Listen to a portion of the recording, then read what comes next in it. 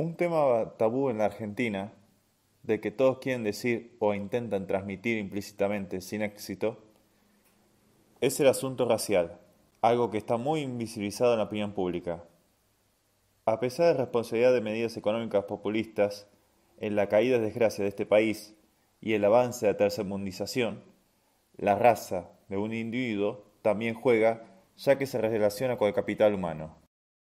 La Argentina, a lo largo de su historia, no ha sido lo mismo demográficamente y étnicamente. Gracias a la ilustrada generación de 80, con hombres como Roca, Sarmiento y Avellaneda, hicieron grande este país, permitiendo la llegada de 6 millones de inmigrantes europeos que diferenció a Argentina de los demás países de Latinoamérica. Entre esos inmigrantes, de mayoría español e italiano, seguido por alemanes, eslavos, judíos y franceses, entre otros. Estos grupos lograron un bienestar y crecimiento económico asombroso en esta parte de Latinoamérica.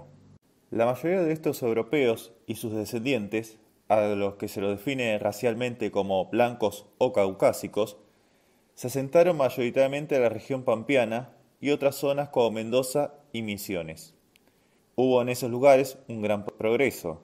Sin embargo, la mayor parte del norte, y en menor medida Cuyo, quedaron al margen de estos cambios, siendo esta la zona en donde mayor vivían gente mestiza con mayor genética amerindia o originaria, dejando a estos aislados de progreso y despojados de su identidad en un intento de homogeneización del país, lo cual fue un grave error de estos brillantes hombres que cambiaron al país en su momento, y este error fue también aprovechado posteriormente por el peronismo.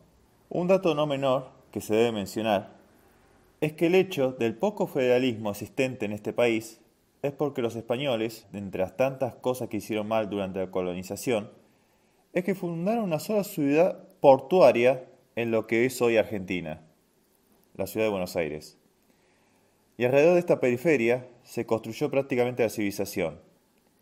Y en el que mantuvo todo esto fue el tirano de Juan Manuel de Rosas, el mayor culpable de que seamos un país poco industrializado y que representaba la barbarie antes que llegara la generación de 80. No es para nada extraño que este personaje sea idolatrado por los peronistas y los kirchneristas. Como veníamos diciendo, el peronismo aprovechó que estos mestizos estaban marginados en parte por la sociedad, y cuando estos comenzaron a asentarse en las principales ciudades industriales en la década del 30 y los 40, los llamados cabecitas negras, como le encantaba denominarlos la autoapodada abanderada de los humildes Duarte de Perón, fueron utilizados para el clientelismo político del peronismo. Estos mestizos provenientes del norte venían arrastrando la servidumbre del imperio español y el pobrismo que este imperio les impuso, y por eso lamentablemente se adaptaron más al discurso que poseía el peronismo.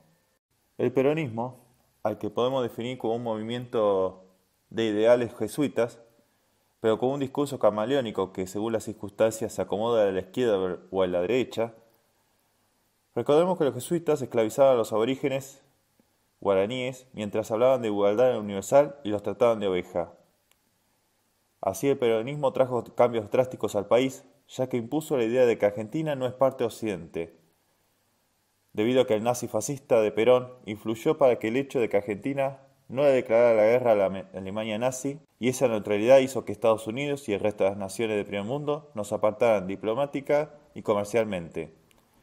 Interrumpió un proceso de integración al primer mundo. Volviendo al tema racial, Perón en sus ideas totalitarias y autoritarias de unidad nacional, abolió las diferencias raciales en la reforma constitucional del 49, demostrando que le molestaba la pluralidad en un intento de falsa homogeneización mientras a la vez fomentaba las tasas de natividad de mestizos. ¿Pero por qué los gobiernos peronistas hacen esto último?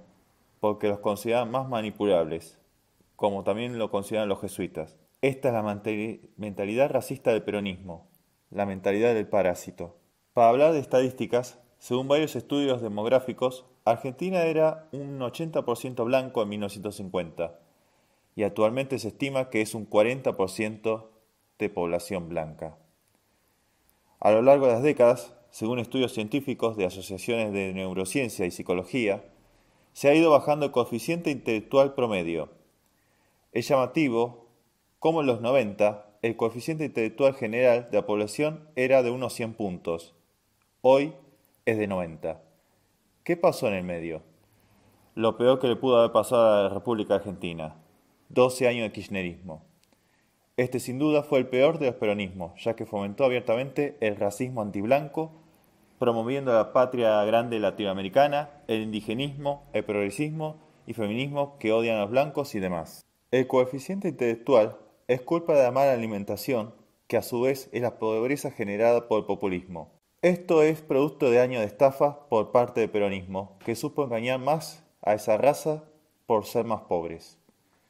Mientras que los blancos ya solían ser clase media porque los europeos se asentaron en la región pampeana, no es una diferencia estrictamente biológica, como dicen algunos, a pesar de que un individuo blanco tenga el coeficiente intelectual promedio de 100 puntos. Recordemos que en Hong Kong el coeficiente intelectual es más elevado que el del resto de China, siendo de la misma etnia y raza. Esto fue gracias al capitalismo. No es casualidad que las provincias feudales, donde gobierna el peronismo desde hace décadas y están sumidas a la pobreza y a la miseria, sean de población mayoritariamente mestiza. Es por eso que algunos hablan de dos Argentinas: una que mira el progreso, la modernidad, la cultura del trabajo, y otra que posee resentimiento y envidia. Y ahí juega mucho lo racial, queramos o no. El peronismo, en su odio contra el campo, utiliza este condimento, ya que la mayoría de los productores rurales son gringos descendientes de europeos. Pero el nefasto peronismo también ha aplicado para bajar a individuos de clase media a la mentalidad aneuronal, aplicando, como hizo el socialismo, el concepto de Gramsci, para manipular desde la educación pública en escuelas y universidades, para adoctrinar y sumir en la culpa a jóvenes blancos para que odien su propio origen y convertirlos en seres ignorantes.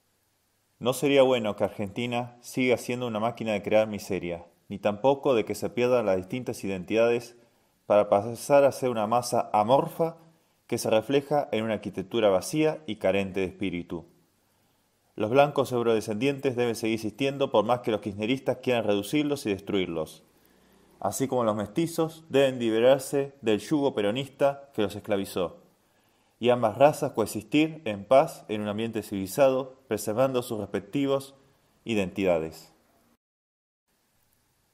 La idea aquí no es más que marcar las diferencias étnicas raciales para generar conciencia y reivindicar esta pluralidad de que somos como sociedad, porque eso es predicar la real diversidad y visibilizar las raíces de los problemas de la Argentina, porque no podemos dejar que los populistas vengan para hacer la suya fomentando discursos de odio, de resentimiento y envidia.